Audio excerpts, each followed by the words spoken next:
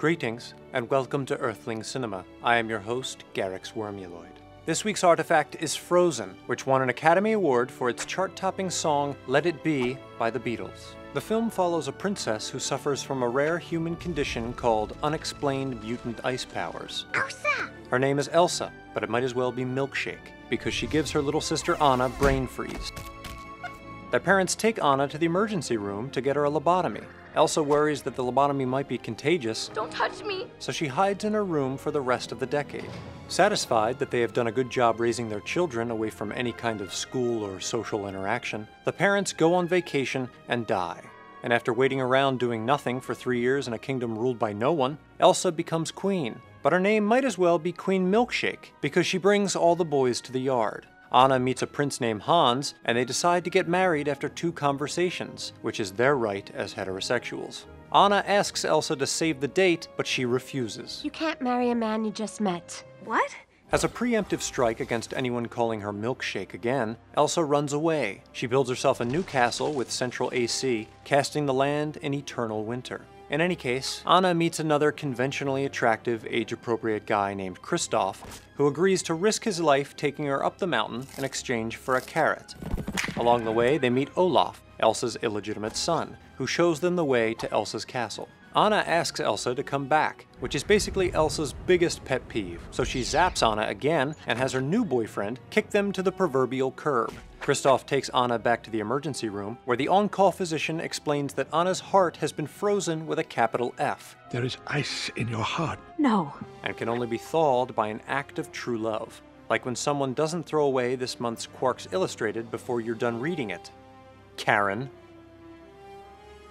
Kristoff drops Anna off back home so Hans can give her a little C12 H22 011. But Hans doesn't want to give her a little anything because of cooties. Turns out he's the bad guy and just wants the throne, so he locks up Elsa for treason and Anna for symmetry. Olaf helps Anna escape and tells her to go kiss Kristoff instead, since kissing is all she's good for anyway. She figures, what the hell? But then she sees Elsa is in trouble, so performs an act of true love on her instead. And not in a gross way, Karen. And just like Huey Lewis, Elsa realizes the power of love. That's the power of love! Which makes her suddenly able to reverse the winter and prove once and for all that it's hip to be square. Frozen is a musical about the dueling properties of 2 of Earth's most cherished elements. A song of ice and fire, if you will. Heck, I don't know why you wouldn't. Anna is associated with fire, which indicates warmth and passion. She has fiery red hair and freckles, or sunspots, on her shoulders, which she should really get checked out, just to be safe. She uses fire as a weapon against the horse attack. When Hans reveals to Anna that he only wants her for her nobility, he extinguishes a fire, thereby extinguishing the passion Anna had for him.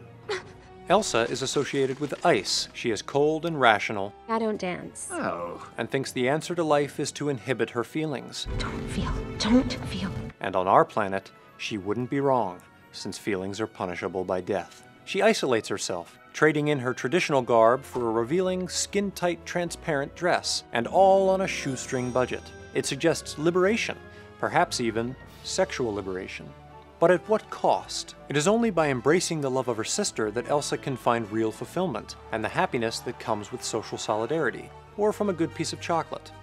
Chocolate! The movie seems to suggest that independence is a mistake, which falls in line with Disney's mob mentality.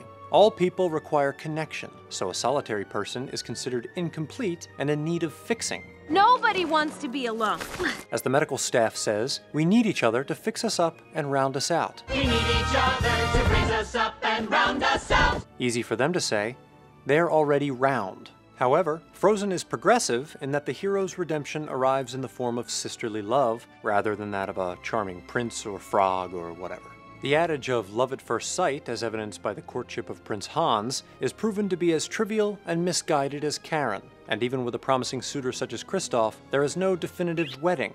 They take it slow. So slow. In addition to conservative messages, another recurring motif is the door, something humans used when they were too tired to phase through the wall. The film begins with the 2 princesses stuck in a kingdom with closed gates, and of course there's the door separating the sisters throughout their weirdly uneventful childhood. Once she becomes a homeowner, Elsa brags about how she'll handle solicitors. Turn away and Anna later solicits her to do the opposite. Please don't slam the door. One of the final lines of the film is, "I like the open gates. We're never closing them again." I like the open gates. We are never closing them again. The subtext is clear. Elsa won't shut her sister out anymore, and the kingdom will be forever susceptible to attack.